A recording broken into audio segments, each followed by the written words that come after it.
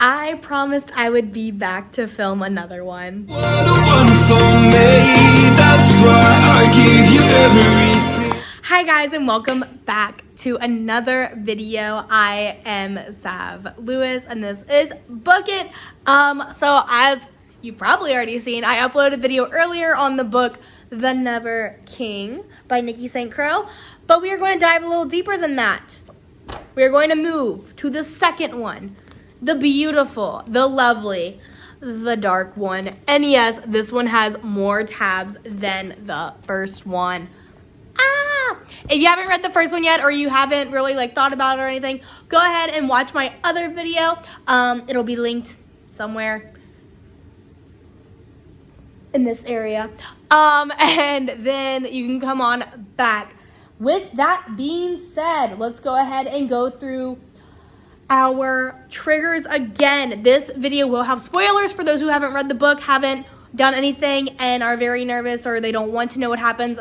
And we also have some triggers. And if any of these please affect you, please go ahead and click on another video. Probably not the Never King one because they have the same as triggers. Click on one of my happier ones because those are so much better. Like the Reminders of Him video, which I will link somewhere. Whatever. Or one of the other happy ones, because I have happy books too. I don't have just sad ones.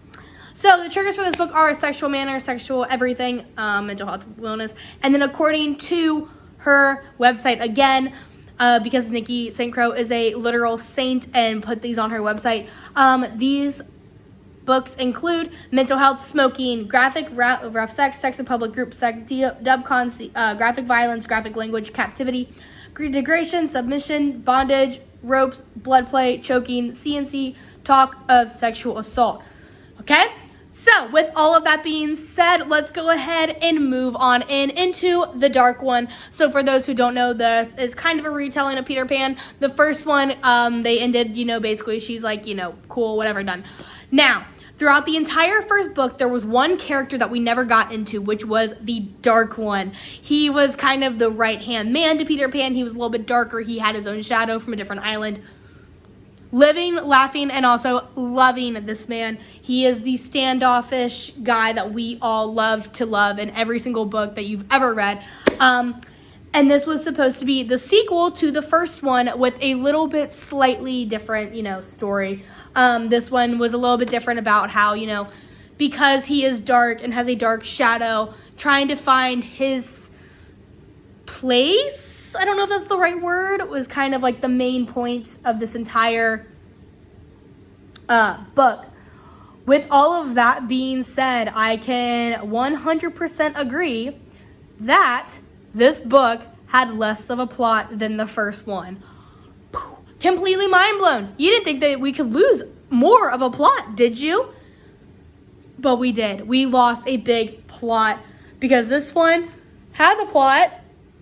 In all honesty, couldn't really tell you what it was about. There's magic.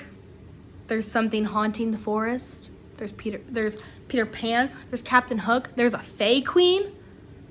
But do any of that really matter? No, because we focused on what was important.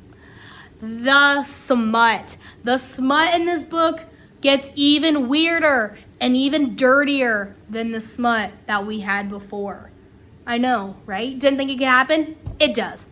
So, basically, this has a looser plot, and it follows around more smut scenes that we are glad that we have a mysterious one.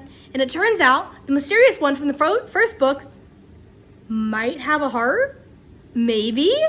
Unsure, though. So, with all of that, there's definitely some gang interference and steamy. This book had more multiple partner scenes than the first one did. And then basically Neverland is dying more because, but getting better because the dark one is kind of getting his shit together.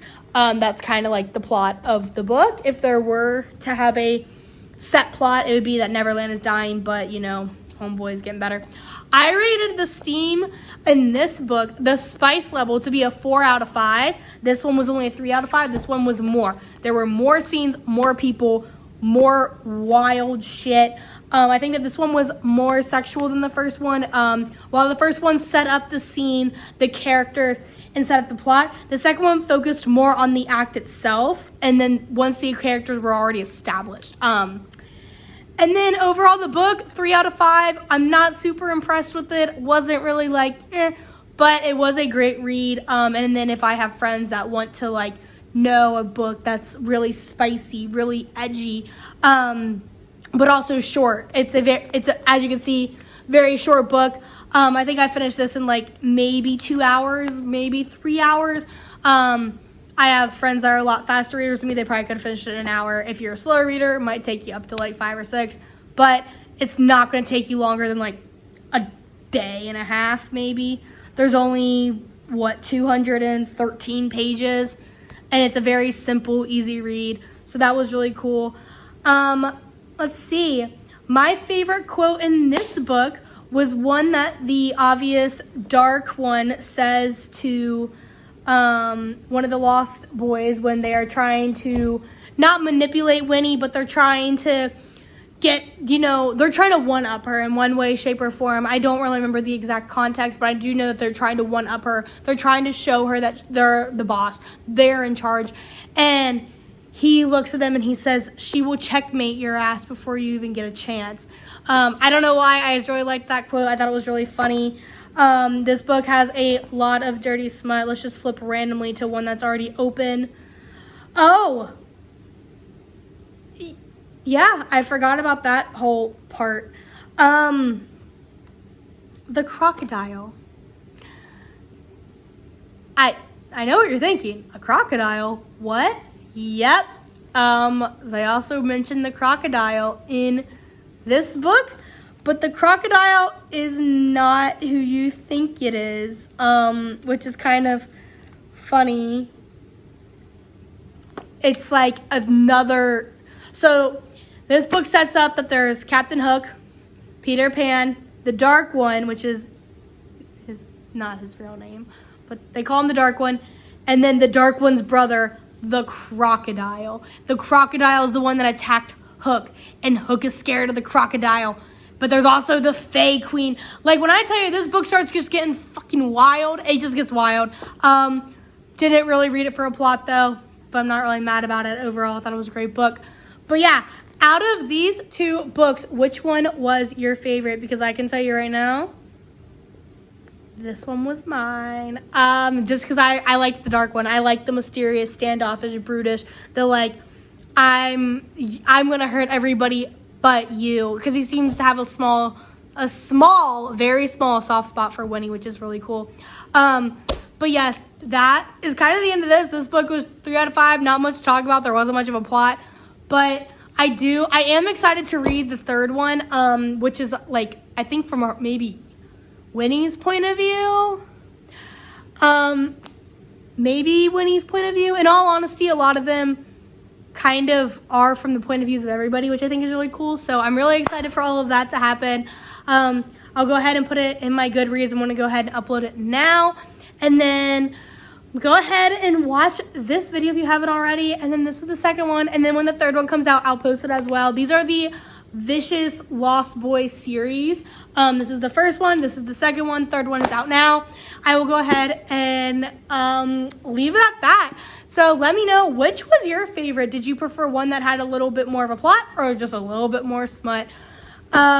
Thank you so much for watching. I told you guys I'd be filming a lot today because obviously I'm wearing the same outfit. I'm losing my voice extremely bad right now, but it's going to be worth it at the end of the day. So thank you so much for watching, and until next time, bye!